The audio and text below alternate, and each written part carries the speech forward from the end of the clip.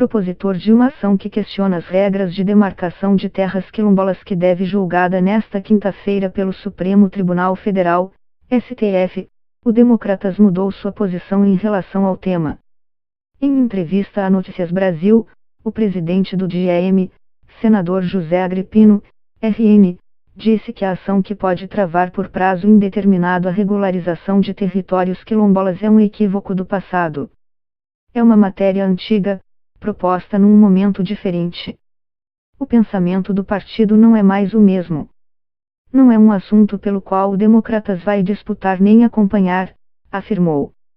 Ele disse, porém, que o DIEM não tem mais como impedir que o julgamento prossiga.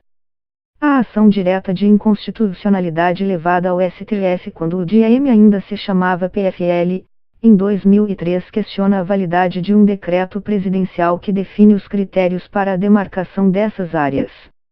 Na época, o partido era presidido pelo então senador Jorge Borrausen, SC, hoje no PSD.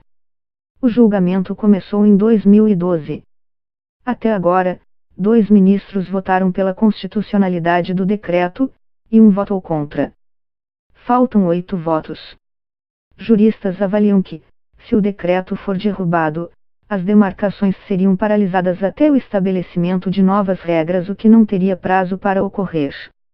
O desfecho do julgamento é aguardado com grande expectativa pela bancada ruralista, favorável à revisão das regras, e por quilombolas, que temem a inviabilização de novas demarcações, várias das quais se arrastam há mais de uma década. Segundo o INCRA, Instituto Nacional de Colonização e Reforma Agrária, 220 territórios quilombolas já foram titulados no país, e outros 1,5 mil estão em processo de regularização. A ação proposta pelo PFL diz, entre outros pontos, que demarcações de quilombos não poderiam ter sido regulamentadas pela Presidência da República, e sim pelo Congresso, e questiona a possibilidade de que esses grupos se auto-identifiquem. O decreto que regula o tema foi assinado em 2003 pelo então presidente Luiz Inácio Lula da Silva e mudou os trâmites da demarcação, tornando-a uma competência do INCRA. Até então, o papel cabia à Fundação Palmares, vinculada ao Ministério da Cultura. Em 2012, o relator do caso no STF, ministro César Peluso, que deixou a corte naquele mesmo ano, concordou com o pedido do partido e votou pela inconstitucionalidade do decreto. Já a ministra Rosa Weber avaliou que o decreto é legal. O ministro Dias Toffoli paralisou o julgamento em 2015, ao pedir vista do processo, e o devolveu em novembro de 2017, quando também votou pela legalidade do decreto. Toffoli concordou, porém, com parte dos argumentos dos defensores da ação, entre os quais o estabelecimento de um marco temporal para todas as demarcações de áreas quilombolas e indígenas. Segundo o princípio do marco temporal, só teriam direito a reivindicar terras os indígenas e quilombolas que as ocupassem em uma data específica.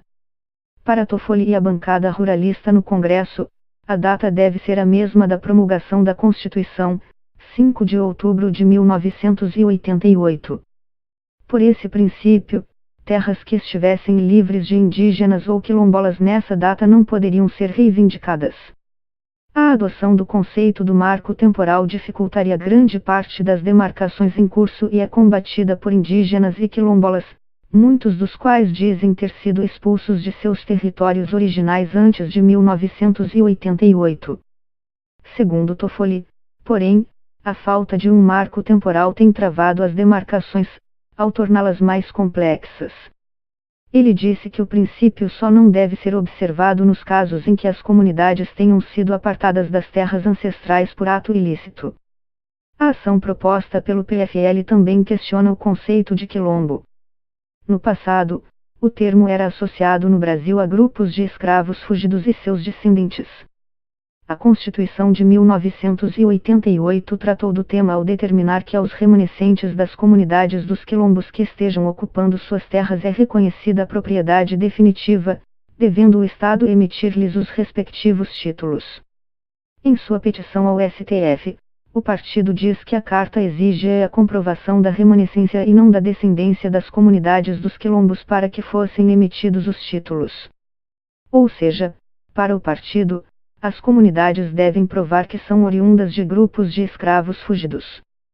Já a Associação Brasileira de Antropologia, ABA, divulgou em 1994 um documento defendendo que a expressão remanescente de quilombo não se referia apenas a grupos constituídos a partir de movimentos insurrecionais ou rebelado, mas também a comunidades que desenvolveram práticas de resistência na manutenção e reprodução de seus modos de vida característicos num determinado lugar.